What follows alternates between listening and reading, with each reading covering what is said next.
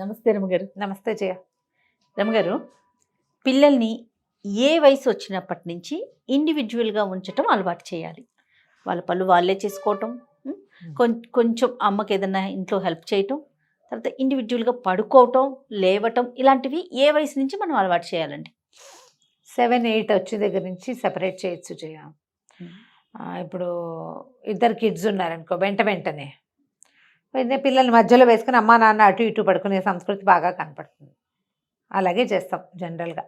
పడిపోకుండా గోడ వైపుకి పిల్లల్ని పడుకోబెట్టి కొసగా అమ్మ పడుకుంటుంది. ఇట్లా అలా మేనేజ్ చేస్తూ ఉంటాం. కొంచెం 6 ఏళ్ళు 7 ఏళ్ళు వచ్చేసరికల్లా పిల్లలకి సొంతంగా పక్కలు, చెరుకో మంచం, కింద పైన మంచాలు, లేదా ఒక పాపే ఉంది, ఒక పిల్లాడే ఉన్నాడు, 7 ఏళ్ళు 8 ఏళ్ళు వచ్చినాయి. 7, 8 ఏళ్ళు వచ్చినా కూడా అమ్మని ఆనుకుని పడుకోవటం, మీద కాలు చేతులు వేసుకునే పడుకోవటం అంత మంచి హ్యాబిట్స్ కావు జయ. ఆడపిల్లైనా మగ పిల్లలైనా సరే ఈ ఆనుకోకుండా పడుకోలేని పరిస్థితులు ఉంచకూడదు పిల్లలకి. వాళ్ళతోటి పడుకోవాలి, కాస్త నిద్రపుచ్చి యువతలకి రావాలి. ఇప్పుడు సెపరేట్ బెడ్ అనేది 8 వచ్చాక ఇంకా మారిస్తేనే బాగుంటుంది. అప్పుడు ఏమవుతుందంటే కొంచెం 8 ఏళ్ళు వచ్చేసరికి పిల్లలు చూడు ఇండిపెండెంట్గా చదువుకోవటం, వాళ్ళంతటి వాళ్ళు చదువుకోవటం, వాళ్ళంతటి వాళ్ళు ఏదైనా డెసిషన్ మేకింగ్, అవన్నీ ప్రాక్టీస్ కావాలి. అయితే ఏంటంటే ఇప్పుడు ఈ రోజుల దృష్ట్యా నీ దారి నువ్వు వెళ్ళి పడుకోండి, వాడు ఫోన్ చూస్తాడో ల్యాప్టాప్ చూస్తాడో, నువ్వు తలపేసుకుని నీ దారి నుండి వాడిని తలపేసుకుని వాడి దారిని పడుకోమని ఫారిన్ కల్చర్లలాగా మనం చేయలేకపోతాం. మనకు బోల్డని భయాలు, అనుమానాలు, బెంగలు, పరిస్థితులు కూడా అలాగే ఉన్నాయి. మంచి మెథడ్ ఏంటంటే పిల్లల్ని సెపరేట్ చేస్తే ముందంతా మనతోటే పడుకుంటారనుకో, మనతోటి పడుకున్న పిల్లాడిని 10ంటికి నిద్రపుచ్చుతావు, నువ్వు 12 పడుకుంటావు. ఏం చేస్తావు? పిల్లాడిని పడుకోబెట్టి వెళ్ళి పని చేసుకుంటావా? అదే చేయాలి. లేదా నువ్వు 12 దాకా మెలకుగా ఉంటే 12 దాకా వాడిని ఆడుకోమని చెప్పచ్చా? అసలు 12 దాకా పిల్లాడిని కనుక మీరు మెలకుగా ఉంచితే మీరు అసలు పేరెంట్స్గా ఉంటానికి పనికిరారు. అది చేయకూడదు. అట్లా ముందు పడుకోబెట్టాలి. ఎందుకంటే పిల్లల గ్రోత్, వాళ్ళ ఆరోగ్యం అంతా నిద్రలో ఉంటుంది. అవును, నిద్ర చాలా అవసరం. పైగా రేపు పొద్దున్నే స్కూల్కి వెళ్ళాల్సిన వాడు రాత్రి 12 దాకా నిద్రపోకపోతే ఎట్లా? ఓ టైం పెట్టుకుని 9, 9:30 టైం పెట్టుకుని పిల్లలకు ఒక కథ చెప్పో, ఓ పాట పాడో, కాసేపు జోకొట్టో, ఏదైనా కబుర్లు చెప్తూనో, నిద్ర వాళ్ళకి సూదింగ్గా ఏది ఉంటుందో అది జోల పాట పాడి, జోల పాడడం నేను 6, 7 ఏళ్ళు వచ్చేదాకా పాడేదాన్ని చేయ. జోల పాడి పడుకోబెట్టడమే. ఆ పాడి జోకొడుతూ ఉంటే మెల్లిగా పడుకుంటారు. అలవాటు ఉంటే అలాగా ఏదైనా ఒక శ్లోకం చెప్పడం, 4-5 సార్లు ఆ శ్లోకం అనిపించడం. కళ్ళు మూసుకో, శ్రీరామను ఆంజనేయ స్వామి కళ్ళకి వస్తాడు, రాముడు వస్తాడు, అది వస్తాడు, ఇది వస్తాడు అని చెప్పి నిద్రపుచ్చుకోవాలి. పడుకోబెట్టాకే అన్నం తినేవాళ్ళు కూడా కనపడతారు మనకి. 9-9:30కి నిద్రపుచ్చేస్తావు.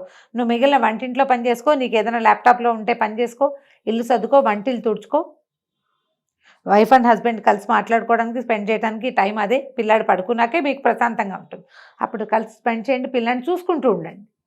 మీరు కలిసి స్పెండ్ చేసినంత టైము, నువ్వు పని చేస్తున్నంతసేపు వాళ్ళని మీతో మెలకుగా ఉంచాం కదా. ఇది మొదటి రోజుల్లోనే చేస్తాం మనం. ఈ 8, 9 వచ్చాక పిల్లలకి ఆసక్తికరంగా బెడ్ ఉండేలాగా చూసుకోండి. భయపడతాడు. కొత్తల్లో విడిగా పడుకోబెడితే మధ్యరాత్రి లేచి వచ్చేస్తూ ఉంటారు. వచ్చేయనివ్వండి. క్రమంగా ఆ వచ్చేసేది తగ్గుతుంది. ఇక్కడ పడుకుంటాను అంటే రాని వచ్చి దగ్గర పడుకోనివ్వండి.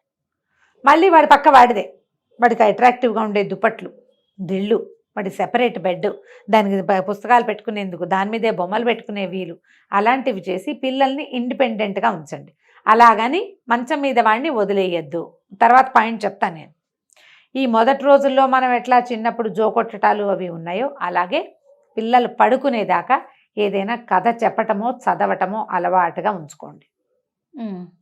ఫోన్లు, ల్యాప్టాప్లు వాళ్ళ గదుల్లో ఉండనివ్వద్దు, ఆ గదిలో ఉంచొద్దు. ఒకవేళ మీ గదిలోనే మీదో బెడ్ ఉండి పక్కన వాడికి ఏదైనా ఏ బంక బెడ్డో ఇద్దరు పిల్లలకి ఏర్పరిచే వాళ్ళు కూడా ఉంటారు.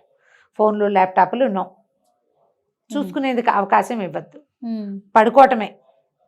వాళ్ళే పుస్తకం చదివి పడుకునేలాగా అయినా కూడా ఏర్పాటు చేయండి. బుక్ చదవటం, పడుకోవటం. పిల్లలు పడుకునేదాకా వాళ్ళతో ఉండండి, వాళ్ళు నిద్రపోయేదాకా కాసేపు. భార్య భర్త ఇద్దరిలో ఎవరో ఒకళ్ళు దానికి వంతులు వేసుకోండి ఖచ్చితంగా. ఒక అమెరికా కేసు ఒకటి మాట్లాడాను ఒకళ్ళతోటి నేను.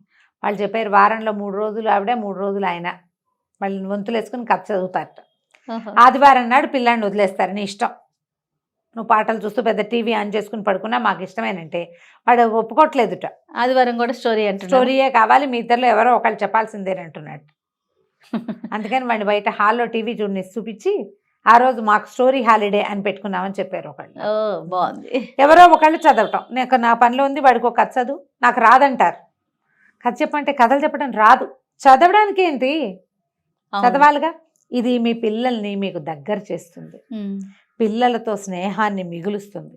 ఎంత పెద్దవాళ్ళైనా పిల్లలు మన మాట వినేలాగా చేస్తుంది. సూదింగా చదవటం. మగవాళ్ళు ఇవన్నీ ఆడాళ్ల పనులు అలాంటి పిచ్చి మాటలు మాట్లాడద్దు. ఈ రోజుల్లోవి కాదు అవి, ఈరోజు మాటలు కాదు, ఇవాళ మాట్లాడాల్సిన మాటలు కావు.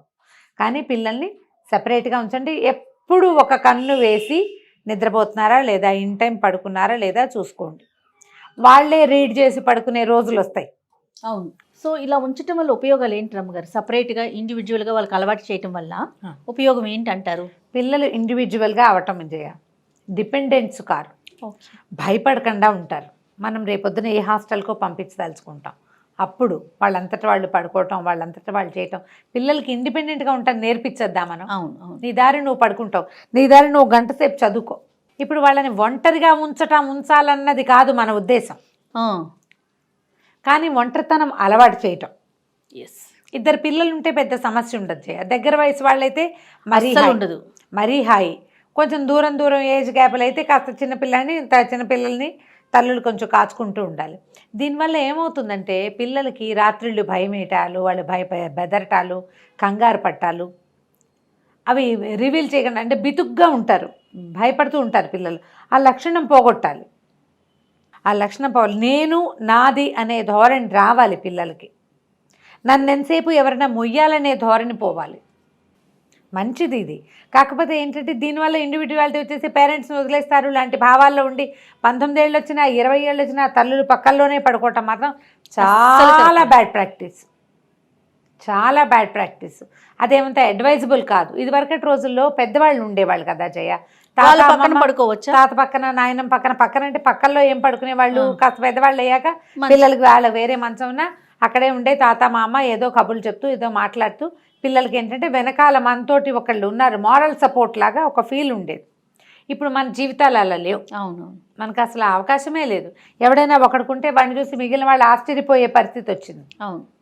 ఇవాళ రేపు తాత మా అమ్మ ఇంట్లో ఉంటున్నారా ఎక్కడైనా అని, అసలు వాళ్ళంటూ ఒకళ్ళు ఉంటారా అని తెలియని వాళ్ళు కూడా ఉంటున్నారు. అవును.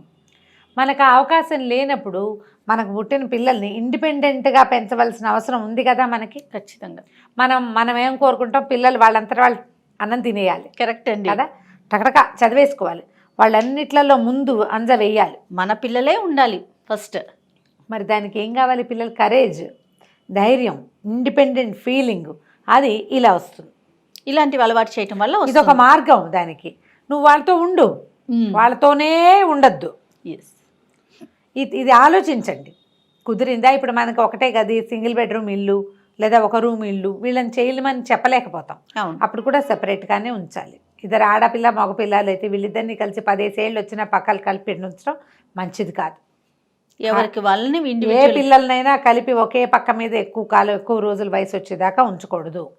చిన్నతనంలో పర్వాలా, ఓకే. కాస్త వయసు వచ్చాక ఎవరి పక్క వాళ్ళకి సెపరేట్, ఎవరి దుప్పటి వాళ్ళది, ఎవరి దిండు వాళ్ళది, అలాగే అలవాటు చేయాలి. ఎవరి చాపైతే చాపైనా సరే ఎవరి పక్క వాడిదే. ఇలా అలవాటైతే దానితో పాటు ఏమవుతుందంటే ఈ మొదట సెక్యూరిటీ భయంతో ఆనుకుని దగ్గరికి పడుకుంటారు. కానీ ఈ పక్క వాళ్ళ నిద్ర డిస్టర్బెన్స్, తల్లులు డిస్టర్బ్ అవుతుంటే పిల్లలు కూడా డిస్టర్బ్ అవుతారు. అవును. తల్లులు కదిలినప్పుడల్లా పిల్లలు లేచేస్తూ ఉంటారు. అంత మంచి అలవాటు అయితే ఏం కాదు. ఇలా ట్రై చేసి చూడండి.